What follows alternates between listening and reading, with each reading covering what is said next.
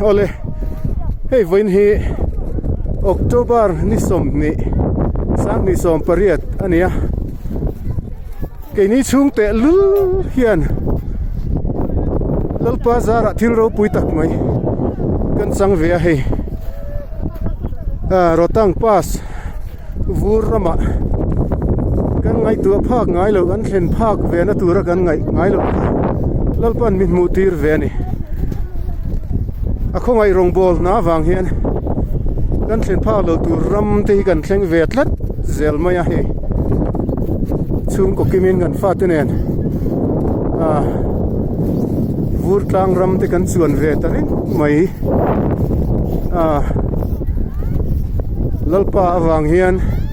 indiaram muntin an fangkual ve kho thlang top te mar thlang top rajasthan lam te indiaram chim top kerala lam sang te an chuana khan fangkual ve a tuna hian mar top lam vur tlang rama ei ka fanu hi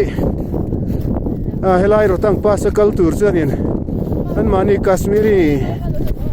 thuama in thuam na te ho thaian tia kan kalmai nan soya amaro chuan mizo puan sei khalo keng klap mai ni helai tlanga hian mizo puan sei ne na thala kha du thlat mai ni mizo ril ru kha alo pu ve ni chu ka va han lom em lalpa ai varo pui em khai heng song hinang ma kut chuwa ani sia khai ei nukta po ul don rum mai a heng mun kan mu ve te hi lam chak lama tlang chip te ki ava moi vur khu ram ei kan omna ai sang dai tlang lo chu mai ni kan mu pha lo lama te na wala tam don ei kan pul mai tlang te ki an sang em khopa ei vur atlak na sat lo lai pe janin atang lei thei lo ki kolrel rul mai mun rim dewa hei pura tama lama hian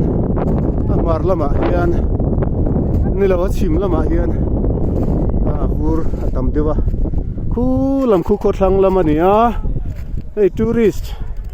mun tina an om sup mai ni helai mun he Manali atangin KM Somnga le ti vel kha alania alir thei khal ero chu amun thlen ma chuanin kanin chhir man lek ani hlau om atama konga teya achuk chowa a koi thlep ringotin tlang hi kan thlenga vur alo om hlek le nal em zela chutiang kara chuan film khur takin muang changin kan kala darkar ni le chan ve la thlen thei tura GPS ina soi kha kini chu darkar thum don kan kala ni mi motor kan nunga lo kal le kan kian zela zoi muangin kan kala film khur takin kan kala ni chang le kan dinga thla ti kan la le ri thina ei hi tihian pathian awang savin kan hu ve ni lalpa kan lome